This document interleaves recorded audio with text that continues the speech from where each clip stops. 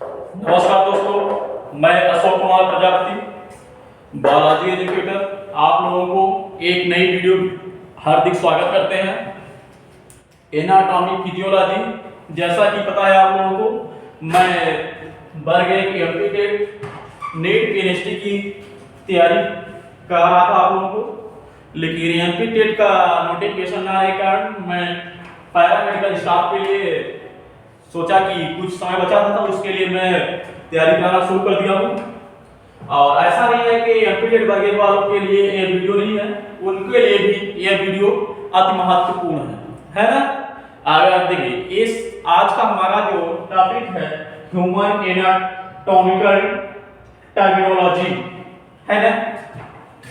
Human anatomical terminology, मानव शारीरिक रचना शब्दावली, यानी जो हम हॉस्पिटल में जाते हैं, हॉस्पिटल में वर्क करते हैं, तो हम लोग को जैसा पता है जितने भी पैरामेडिकल स्टाफ होते हैं, चाहे ओटी टेक्नीशियन हो, चाहे बीएमएलटी का हो, चाहे फार्मासिस्ट हो, चाहे यहाँ तक कि जीएनएम के हो, नर्सिंग की छात्राएं हो, स्टूडेंट हो, या पीएचडी नर्सिंग वाले हो, सब जो है तो हम लोगों को डॉक्टर के साथ मिलकर काम करना पड़ता है। तो हम लोग हॉस्पिटल जो जाते हैं तो विभिन्न प्रकार की टर्मिनोलॉजी वहां पर लिखी रहती है, उसका क्या मतलब होता है, कैसे हम उसको यूज करते हैं, है ना, कहां पर किसका मतलब क्या होता है, उसी को हम आज आप लोगों को बेसिक टर्मिनोलॉजी हम बताएंगे।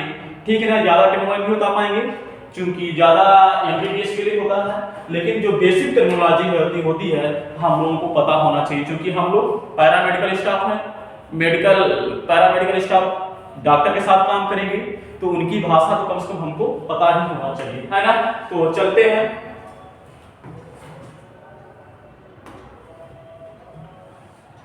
एनाटॉमिकल नॉमेनक्लेचर, शारीरिक नामकरण, ठीक है ना।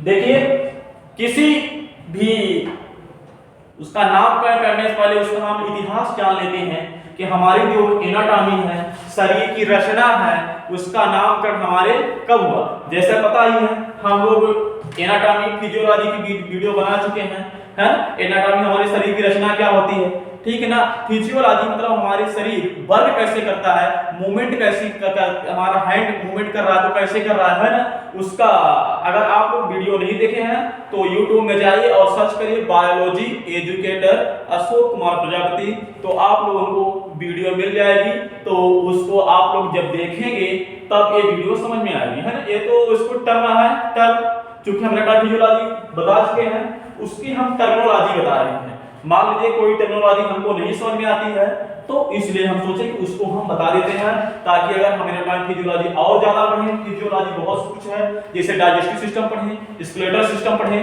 है ना, जितने भी सिस्टम होते हैं, सर्कुलेटरी सिस्टम, ये सब पढ़ेंगे तो उसमें भी टर्मिनोलॉजी हमको यूज करना पड़ेगा, है ना। तो चलते हैं, देखते हैं, है ना। देखिए, एक 1895 the German anatomical society held meeting Basel and approved a list of about 5000 term known as Basel Nomina Anatomica, यानी 1895 जैसे हम बता चुके हैं कि हमारी जो एनाटॉमी फिजियोलॉजी बहुत पहले ही उसकी खोज कर चुके थे, है ना। उसका डाइसेक्ट कर करके मनुष्य की बॉडी को बहुत पहले दे चुके थे। तो 1895 में जो है जर्मन, क्योंकि कोई भी कोई होती है तो जर्मन, है ना, एनाटॉमिकल बेसल में कहां पर की गई थी, जर्मन के एनाटॉमिकल सोसाइटी के हेल्प से मीटिंग कहां रखी गई थी, बेसल में रखी गई थी, है ना। एप्रोप्रिएट लिस्ट वहां पर क्या किया, 5000 टर्म, 5000 टर्म मतलब इसको हम इस नाम से जाना जाएगा, है ना। जैसे मान लीजिए हमारा हैंड है, हैंड में जो है तो रेडियस एक हड्डी होती है, एक अल्ना होती है, तो सभी जगह उसको जो है तो रेडियस अल्ना ही कहा जाएगा। ये मान लीजिए ह्यूमरस, ऊपर वाली हड्डी क्या हो, ह्यूमरस, सभी जगह उसको ह्यूमरस ही कहा जाएगा, इसको रेडियस अल्ना ही कहा जाएगा। और पैर की हड्डी को जो बड़ी वाली है उसको फीमर ही कहा जाएगा, और नीचे वाली को टिबिया फिबुला ही कहा जाएगा, है ना। तो कहीं अन्य नामों से नहीं जाना जाएगा, ठीक है ना। तो अब जैसे पसलियां हैं, रिब्स है ना, तो हर जगह रिब्स के ही नाम से जाना जाएगा, है ना। ब्रेन है ना। तो ब्रेन वैसे दिमाग तो मान लीजिए कहीं और जगह कुछ कर सकते हैं, लेकिन अगर दिमाग जहां ना समझते हो तो हाँ ब्रेन हर जगह, यानी ऐसा नॉमेनक्लेचर चाहे लंदन हो चाहे जहां हो, विश्व में हर जगह मतलब ऐसा नाम रखा जाता है कि एक ही नाम से लोग उसे पहचाने और जाने। नहीं तो मान लीजिए हॉस्पिटल में है, अगर कोई मान लीजिए रेडिएशन लेना है ना, रेडिएशन का ऑपरेशन करना है, तो उसको पता ही नहीं है रेडिएशन, उसको मान लीजिए हाथ है ना, आगे वाला हाथ का हाथ टूटा कहाँ से है, तो कहीं आगे से थोड़ा मतलब हाथ मतलब उसके बीच से टूटा हुआ है, तो कहाँ से टूटा हुआ है ना। तो हम लोग मेडिकल टर्मिनोलॉजी देखते हैं, क्या करते हैं, मेडिकल टर्मिनोलॉजी में बात करते हैं, ताकि हम चाहे जिस देश में जाएं जहां जाएं हम उसको एक ही नाम से जानेंगे, चाहे कुछ भी, ठीक है। तो क्या हुआ, यहाँ पे नाम कर चुके थे है ना 1895, लेकिन वो कुछ नाम दिए थे, 5 या टर्म दिए थे है ना। लेकिन अब जो हम पढ़ रहे हैं तो किसको पढ़ रहे हैं, 1998 में टर्मिनोलॉजिया एनाटॉमिका जो है, तो इन्होंने पहले जो कुछ रूल दिए थे, कुछ रहा होगा उसमें, तो अब जो वर्तमान प्रेजेंट टाइम में इन्होंने 6 रूल दिए थे है ना, 6 रूल के तहत ही हम उसको नामकरण करेंगे है ना। तो ये देख रहे हैं ना, जैसे हमारे एक्सटीरियर पोस्टीरियर है ना, माने हम कैसे इस शरीर की जो बॉडी कट कर रहे हैं, इसका हम कैसे नामकरण करेंगे, उसको हम इस वीडियो में जो है तो अच्छे से डिटेल से तो नहीं कर सकते, लेकिन ज्यादा डिटेल भी नहीं कर सकते, मीडियम में देखेंगे है ना। तो चलते हैं, देखिए ये 6 रूल कौन कौन से हैं देख लेते हैं हम एक बार, ठीक है। तो ईच पार्ट सेल है ओनली वन नाम, इसकी जो शर्त है ना, जो यहां किसकी शर्त है, ये जो 1998 टर्मिनोलॉजिका एनाटॉमिका जो यहाँ पर मीटिंग हुई थी, जर्मन में हुई थी, तो उन्होंने जो 6 रूल दिए थे है ना, the following rules will laid down be flower strategy, तो उसके जो है टर्म है, मतलब हम किसी का नाम रखेंगे, टर्म रखेंगे तो उसकी कुछ शर्तों के आधार पर रखेंगे। ऐसा नहीं है कि मतलब हम जो पाए उसी वही नाम रख दिए है ना, उसके कुछ रूल्स और रेगुलेशन के तहत हम जो है तो 6 रूल को ध्यान में रखते हुए हम किसी का नामकरण करेंगे, ठीक है ना, टर्म देंगे या नामकरण करेंगे। तो कौन कौन से टर्म है, 6 रूल वही हम बताने जा रहे हैं आपको। तो क्या है, each part shall have only one name, किसी भी चीज का एक ही नाम होगा, ये नहीं कि उसका 2 3 4 नाम रख दे है ना, कहीं कुछ कहें कहीं कुछ कहें, ऐसा नहीं है। केवल क्या करेंगे, हम एक ही नाम देंगे, चाहे जो भी चीज हो उसका हम क्या करेंगे, केवल एक ही नाम देंगे, ठीक है ना, चाहे जो भी हो उसका नाम एक ही नाम रखेंगे, ठीक है। फिर each term shall B Latin, देखिए अब हमारी तो मातृभाषा क्या है, हिंदी है, लेकिन ये जो हमारे नाम रखा गया है एनाटॉमिक फिजियोलॉजी में, तो लैटिन भाषा में रखा गया है, ठीक ना, लैटिन, जो कि हमारे क्या है, हमको सरल लगे और स्पष्ट लगे और आस्ते से क्या हो जाए, याद हो जाए, मेमोराइज हो जाए। ये नहीं बहुत सारा कठिन नाम रख दिए तो हमको याद करने में भी कठिनाई होगी, तो हम कैसे एमबीबीएस करेंगे, कैसे हम मेडिकल टर्मिनोलॉजी करेंगे, समझेंगे। तो जब समझने में हमको अगर मिस्टेक हो जाएगा तो ये क्या है, ये मतलब मनुष्य के शरीर के साथ क्या होगा, एक खिलवाड़ हो जाएगा है ना। तो ये सब रूल को ध्यान में रखते हुए हमारी जो है मेडिकल टर्मिनोलॉजी दी गई है। तो क्या लिखा गया, each term shall B Latin, यानी जो भी हम नाम रखेंगे तो लैटिन में ही रखेंगे, ठीक है ना, अन्य किसी में नहीं रखेंगे। फिर देखिए 2 रूल हो गया, अब ये थर्ड रूल जो है तो क्या है, थर्ड रूल क्या है, each term shall be as short and simple as possible, यानी कहने का मतलब जो हम नाम रखेंगे तो क्या रखेंगे, शॉर्ट में हो, छोटा हो और सिंपल हो, और जो पॉसिबल हो नाम लेने में आसान पॉसिबल हो, मतलब हर प्रकार से उसको मतलब हम ले सकें, कोई कठिन नाम नहीं रखेंगे, ना ही बहुत ज्यादा बड़ा रखेंगे, ठीक है ना। ये तीसरा हमारा जो रूल है, ठीक है, शॉर्ट एंड सिंपल पॉसिबल, जो पॉसिबल हो हर जगह पर उसी को नाम हम रखेंगे, ठीक है ना। फिर थर्ड हो गया, अब हम चलते हैं फोर्थ में। फोर्थ हमारा जो है तो रूल क्या है, उसको हम देख लेते हैं।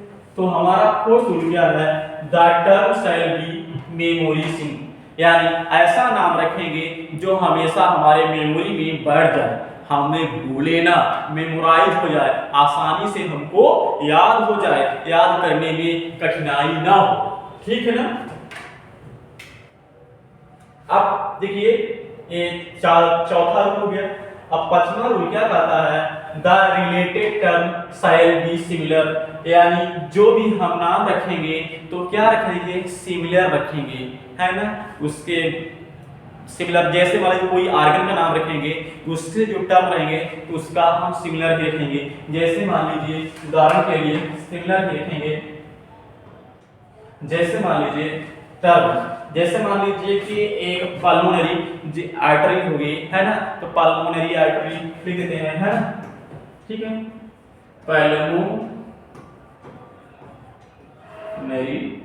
Artery, artery pulmonary vein. ठीक है, देखिए पल्मोनरी आर्टरी यानी ऐसी धमनी जो हमारे कहां से निकल रही है, फेफड़ों से निकल रही है, इसलिए पल मतलब फेफड़ा, आर्टरी मतलब वो धमनी। ठीक है ना। तो ऐसी धमनी जो हमारी कहां से निकल रही है, आर्टरी उससे निकल रही है।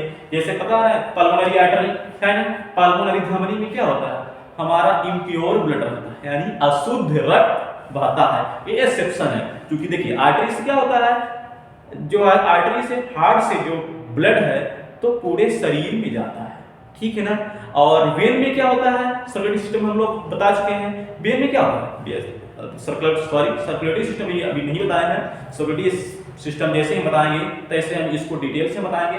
देखिए अब वेन से क्या होता है, जो हमारे पूरे शरीर का ब्लड होता है, तो इम्प्योर ब्लड शरीर हार्ट में प्योर होने के लिए है तो वहां पर आता है ना। जब प्योर हो जाता है, ब्लड का प्योरिफिकेशन हो जाता है, तब जो है तो वहां से चल जाता है। ठीक है ना। तो आर्टरी में शुद्ध रक्त होता है और वेन में अशुद्ध रक्त होता है। ठीक है। तो पल्मोनरी आर्टरी, पल्मोनरी वेन, ये जो है दो से एक्सेप्शन है। पल्मोनरी आर्टरी में जो है तो अशुद्ध रक्त होता है, इम्प्योर ब्लड होता है, क्योंकि वो जो है शुद्ध होने के लिए वहां जा रहा है ना, तो शुद्ध होकर के आ रहा है। और पल्मोनरी वेन में, आर्टरी में, पल्मोनरी वेन में शुद्ध होता है ना, माने प्योर होता है। तो हम किसी का नाम जो है तो किससे रिलेटेड टर्म होना चाहिए, है ना, वो वहां से निकल रही, इसलिए हम नाम रख रहे हैं। अगर वहां से नहीं निकलती, अगर मान लीजिए फेफड़े से नहीं निकलती, तो हम उसको ये नाम नहीं देते, है ना। तो ये हुआ पल्मोनरी आर्टरी, पल्मोनरी वेन, है ना। जैसे मान लीजिए कि कोई हिपैटिक, है ना, कोई मान लीजिए कि लीवर से अगर कोई टर्म है, अगर कोई अंग है तो हम हिपैटिक वेन की बात करेंगे, है हिपैटिक नाम देंगे, है ना, हिपैटिक वेन, हिपैटिक आर्टरी, है ना। जो हमारे देखिए लीवर के लिए हम क्या टर्म देते हैं, हिपैटिक देते हैं। तो वहां पर जो आर्गन होगा उसके आसपास उसको हम हिपैटिक से क्या करेंगे, उससे हम कंसीडर करेंगे, यानी उसके नाम हम जो करेंगे क्या करेंगे, सिमिलर रखेंगे, है ना। The related shall be similar, है ना, सिमिलर नहीं को उसका अलग रख दें, उसका अलग रख दें, ऐसा नहीं है। देखिए एक 5 रूल हो गया, जो जिस आर्गन में है उसी के तहत ही हम क्या करेंगे, उसका नाम रखेंगे। अब हम चलते हैं 6th रूल के तहत, है ना, the adjectives shall be arranged so opposites, है ना। यानी कहने का मतलब ये है जिसका हम नाम रखेंगे उसको अपोजिट उसी के टर्म के अनुसार मिलता जुलता रहना चाहिए, ना कि अलग अपोजिट। देखिए जैसे सुपीरियर, है ना, सुपीरियर के उल्टा क्या हुआ, इंफीरियर हुआ, है ना, आगे पीछे, है ना।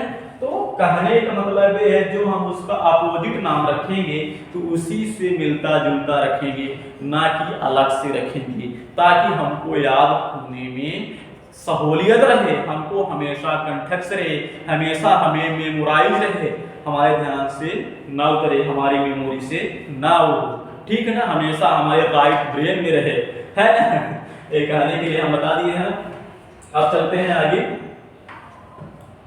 अब देखिए पोजीशन, ठीक है ना। अब ये देखिए जब हम हॉस्पिटल में जाते हैं, ठीक है ना, डॉक्टर बोलता है हमें किसी पेशेंट को एनाटॉमिकल पोजीशन में खड़ा कीजिए, है ना। एनाटॉमिकल पोजीशन में हमको क्या करना है, उसको खड़ा करना है। हम क्या करेंगे, एनाटॉमिकल पोजीशन क्या होती है, देखिए एनाटॉमिकल पोजीशन देख रहे हैं ना, यानी हमारे हाथ जो है तो ऐसे होना चाहिए जैसे मैं खड़ा हूं, है ना। ये उसके लिए मैं दिखाया भी हूं आप लोगों को। ये देखिए ये हमारा क्या है, एनाटॉमिकल पोजीशन है। हमारी आंखें सीधी होना चाहिए, हाथ भी ऐसे होना चाहिए, हथेली भी क्या होनी चाहिए, खुली होनी चाहिए, और ये हमारा पैर बिल्कुल सीधा होना चाहिए, आंखें भी एकदम से होना चाहिए, हथेली भी खुली होना चाहिए। और इसी के अपोजिट ये पीछे तरफ होना चाहिए, पीछे तरफ भी मतलब ये देखा जाए तो इस तरह से तरफ होना चाहिए, है ना। बिल्कुल हाथ इस तरह से और इस तरह से, ठीक है। ये कौन सा पोजीशन है, ये हमारा एनाटॉमिकल पोजीशन है, ठीक है ना। ये हमारा एनाटॉमिकल पोजीशन है ना। एनाटॉमिकल मतलब सीधा खड़े होना चाहिए और हथेली बिल्कुल सामने होना चाहिए, है ना। आंखें बिल्कुल सामने होना चाहिए, पैर बिल्कुल भी सामने होना चाहिए, ठीक है ना। सब सामने होना चाहिए, ठीक है ना। ये एनाटॉमिकल पोजीशन है। डॉक्टर ने बोल दिया पेशेंट को इस पोजीशन एनाटॉमिकल पोजीशन पे हमको इस तरह से खड़ा करना है, जैसे हम इमेजिंग आप लोगों को दिखाएं, ठीक है। और नेक्स्ट पोजीशन हमारी कौन सी है, नेक्स्ट पोजीशन हमारी है सुपाइन पोजीशन, ठीक है। और सुपाइन पोजीशन मतलब सुपाइन पोजीशन का मतलब ये हुआ कि जैसे मान लीजिए हम खड़े थे वैसे लेटा दें। सुपाइन पोजीशन में कोई डॉक्टर बोले तो हम जैसे ही खड़े थे तैसे हम पीठ के बल लेट जाएं, है ना। तो पीठ के बल ऐसे लेट जाएंगे तो हमारे जो हथेली होगी तो कैसे होगी, ऐसे होगी, है ना। जब हम ऐसे लेटेंगे तो हमारी हथेली क्या होगी, ऐसे होगी, देख रहे हैं ना। इसकी हथेली की तरफ ऐसे है, ठीक है ना। हथेली ऐसे है और बिल्कुल सीधा लेटा हुआ, पैर जैसे हम एनाटॉमिकल पोजीशन में थे ठीक उसी प्रकार हम सीधा लेट जाएंगे और ये हमारी हथेली जो है तो ऐसे हो जाएगी, ठीक है। जैसे देख रहे हैं हथेली ऐसे हो जाएगी और फेस जो है ऊपर की ओर हो जाएगा, ठीक है। और उसी से मिलता जुलता है प्रोन पोजीशन। अब तो देखिए प्रोन पोजीशन में क्या होता है, देखिए अब प्रोन पोजीशन ये देखिए प्रोन पोजीशन मतलब क्या है कि उस समय हम पीठ के बल लेटे थे, अब ठीक उसी प्रकार हम जैसे लेटे थे पीठ के बल सुपाइन पोजीशन में, वही पोजीशन में हम जो है तो सीधे सर पर लेट जाएंगे, है जैसे दिख रहा है, ठीक उसी प्रकार लेट जाएंगे और जो हथेली हमारी क्या हो जाएगी, इसमें ऊपर की ओर हो जाएगी, है ना। अब ये जो है तो पैर की वो भी ऐसे हो जाएगा, ठीक है ना। इसमें ऊपर की ओर, इसमें नीचे की ओर होगा, है ना। एक है सुपाइन पोजीशन। हमको ये ध्यान होना चाहिए जब डॉक्टर हमको बोले तो हमको उस समय ध्यान में आना चाहिए सुपाइन पोजीशन क्या होता है, एनाटॉमिकल पोजीशन क्या होता है, ठीक है ना। तो जिस पोजीशन में बोले उस पोजीशन में हमको पेशेंट को क्या करना है, रखना है, खड़ा करना है, ताकि डॉक्टर को एग्जामिनेशन करने में ज्यादा दिक्कतें का सामना ना करना पड़े, है। ताकि क्योंकि हम लोग क्या होंगे डॉक्टर के साथ असिस्टेंट तो होंगे, है ना, डॉक्टर के साथ ही काम करेंगे। तो जब हमको सब ये सब पता रहेगा तो हम ये देखें डॉक्टर भी माने हमारा जो असिस्टेंट है तो अच्छा है ना, उसको सब पता है, पढ़ा लिखा है ना। अगर हमको ये नहीं पता रहेगा तो ये क्या सोचे, जब सब उसको वही काम करना है, हमारा उस हेल्प करना जो काम होता है ना। तो जब हम बिल्कुल कुछ सब काम डॉक्टर वही करना है तो हमको हेल्पर क्यों रखें, है ना। तो हमको ये सब पता होना चाहिए, ठीक है। सुपाइन पोजीशन, प्रोन पोजीशन भी हो गया, देखिए सुपाइन पोजीशन भी हो गया और प्रोन पोजीशन भी हो गया, है ना। सुपाइन प्रोन दोनों, एक क्या सुपाइन हो गया ऊपर की ओर, एक प्रोन पोजीशन हो गया, ठीक है। और अब हम आते हैं लास्ट में, ठीक है। लास्ट में लिथोटोमी पोजीशन, ठीक है। अब ये देखिए लिथोटोमी पोजीशन क्या होता है। लिथोटोमी पोजीशन अक्सर हम जो हॉस्पिटल में जाते हैं तो गायनेकोलॉजी में हमको देखने को मिलती है ना। गायनेकोलॉजी स्त्री रोग विभाग, है ना।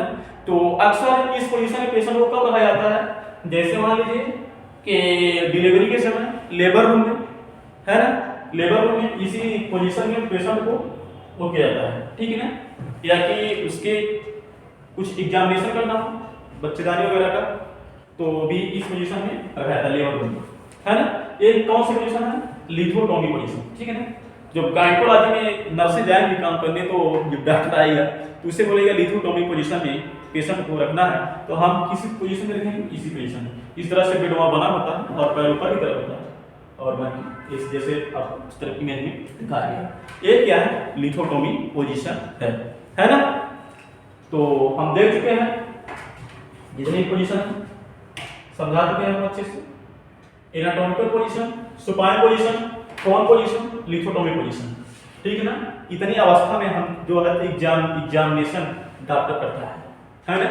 डॉक्टर साहब क्या करते हैं, इतने ही पोजीशन में हमको एग्जामिन करते हैं, ठीक है ना। इन पोजीशन को हमको ध्यान में रख कर ही चलना है ताकि डॉक्टर को सहूलियत रहे, जो पोजीशन बोले तो हमको पता रहे, ताकि हम पेशेंट को उस पोजीशन में रखें, डॉक्टर तुरंत एग्जामिनेशन करे। क्योंकि आपको पता है वर्तमान समय में पेशेंट की संख्या बहुत ज़्यादा है और डॉक्टर को कम से कम आधे घंटे का समय बहुत कम यानी कम समय में डॉक्टर को कई पेशेंट को देखना पड़ता है ना। तो हम आधा काम करके रखेंगे, आधा एग्जामिनेशन करके रखेंगे ताकि डॉक्टर आए और अच्छे से एग्जाम कर करके और हमें, ठीक है ना। ये रही अवस्था, एग्जामिनेशन कैसे करेगा डॉक्टर किसी पेशेंट को, ठीक है ना। ये उसकी अवस्था है। अब हम आगे चलते हैं। अब हम प्लान्स, अब हम क्या देखेंगे, प्लान्स मतलब हम ह्यूमन बॉडी कटिंग कैसे करेंगे, है ना, ठीक है ना। हम देख चुके हैं ह्यूमन बॉडी कटिंग कैसे करेंगे, है ना। कटिंग मतलब हम कैसे काट के एग्जामिन कर सकते हैं। देखिए तो एग्जामिन करने के लिए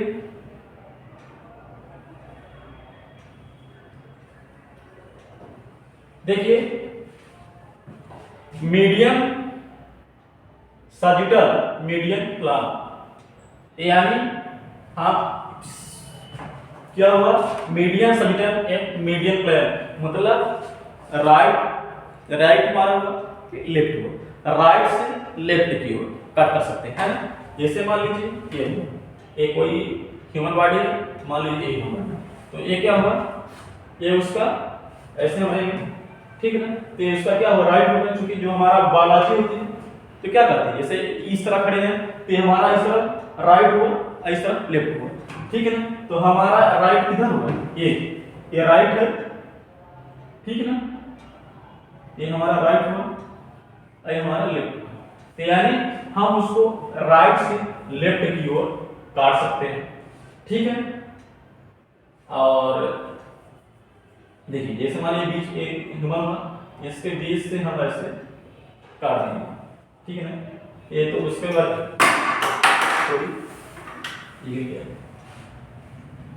देखिए मैं बता रहा हूँ,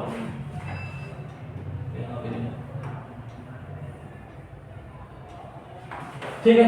ये देखिए एक बॉडी हुई जिसको हमने बीच से काट दिया, आधा इधर आधा उधर, तो लेफ्ट से राइट ये कौन सी है, मीडियन सजेशन मीडियन प्लान, है ना।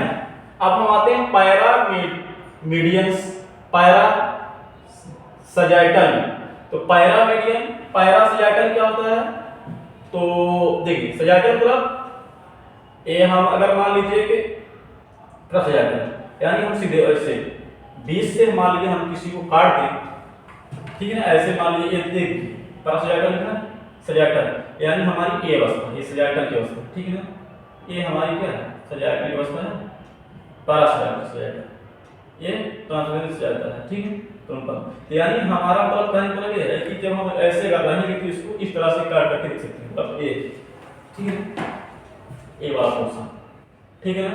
अब उसको इस तरह से ये कंट्रोल करना, ठीक है। और फिर इसमें देखिए आप लोग कारण फ्रंटल प्लेन, तो यानी इसकी मतलब ये इस तरह से भी हुआ कट कर सकते हैं, और बीच से ओरिएंटल भी कर सकते हैं। ये जो हम बीच से करते हैं उसको मीडियन लाइन है, ठीक है ना। ये हमारा पैरा मीडियंस और पैरास्टाइटल हुआ। अभी हुआ फ्रंट कर्नल में, फ्रंट कर्नल मतलब आगे पीछे, है ना।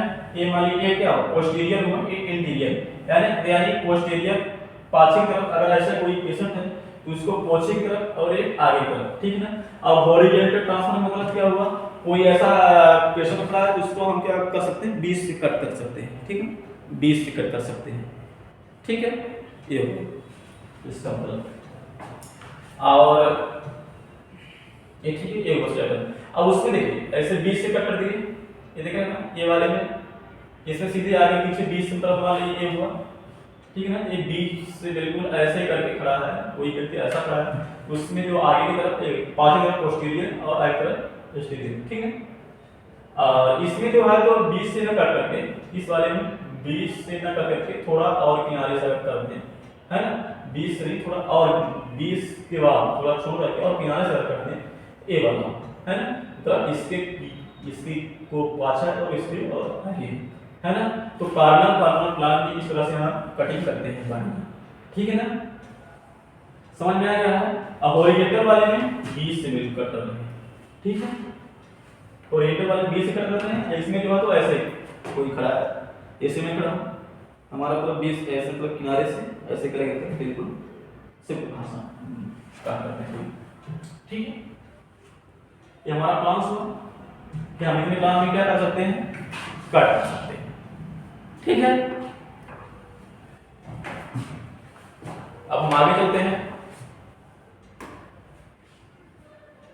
देखिए टर्न डायरेक्शन, दिशा की शर्तें, है ना, यानी कहने को जैसे हम बताए हैं, अभी बताए हैं कि जो हम उसकी दिशा पढ़ेंगे तो उसके विपरीत वाली दिशा जो है तो ठीक उसी प्रकार होनी चाहिए, ना कि अलग होना चाहिए।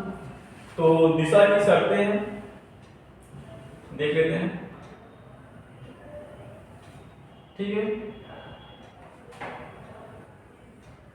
दिशा की शर्तें जो है सुपीरियर इंफीरियर, सुपीरियर इंफीरियर मतलब कंधे से, देखिए ऐसा मान लीजिए हमारा ये, ठीक है ना, गला थ्रोट, उसके जो है तो ऊपर क्या है सुपीरियर हुआ और नीचे वाला इंफीरियर हुआ, है ना, ऊपर, ठीक है ना, इतने मतलब थ्रोट के ये मान लीजिए उसको बेस बना करके और उसके अगर रखा है तो ऊपर वाला सुपीरियर, नीचे वाला इंफीरियर, है, जैसे चित्र में दिखाया गया। ये वाला क्या होगा, ये क्या है, ये सुपीरियर हुआ और ये इंफीरियर हुआ, ये सुपीरियर और ये इंफीरियर, ठीक है ना। फिर हम चलते हैं मीडियल लेटरल, तो मीडियल मतलब मीडियल के वो क्या बोले लेटरल, ये उसका मतलब बिलोंग, मीडियल लेटरल उसका वो हुआ, ठीक है ना।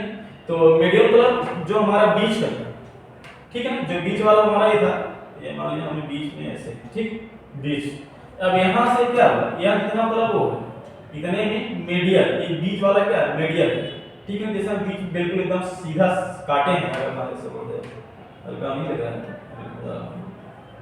ठीक है, हम इसको सीधा काट देते हैं, मान लीजिए ऐसे डायरेक्ट, है ना। तो हमारा क्या होगा बीच वाला मतलब ये मीडियल है, यानी कितना इसके मीडियल है कितना लेटरल है, लेटरल मतलब ये यहां से देखें ना, यहां मान लीजिए उसका क्या है ये लेटरल हुआ इस तरफ मीडियल है, इस तरफ से, तो मीडियल से कितना पास है कितना उससे दूर है। ये हम जब सीटी स्कैन और एमआरआई करते हैं तो मान लीजिए कोई ट्यूमर उमर का पता लगाते हैं तो हम इसको करते हैं कि यानी 20 से कितना पास है और कितने दूर है ना, उसको एग्जामिन करके सीटी स्कैन वाले जो है तो उसमें करके देते हैं ताकि डॉक्टर को समझने की आसानी है ना।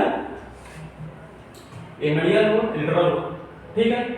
अब देखिए anterior posterior, anterior posterior, anterior मतलब क्या हो, एंटीरियर मतलब आगे, ठीक है, ये पोस्टीरियर है इसका, ठीक है ना, ये क्या है ये पोस्टीरियर है, ठीक है ना, ये क्या है एंटीरियर है ना।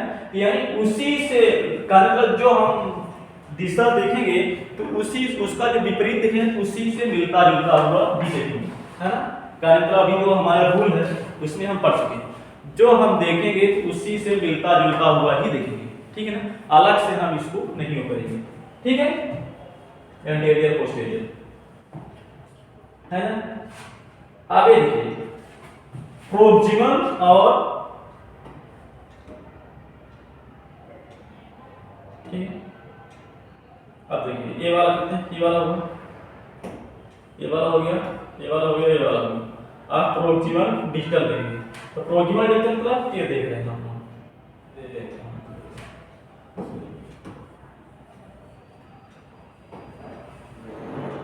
ये देख रहे हैं आप लोग, ये प्रोक्सिमल है, ठीक है।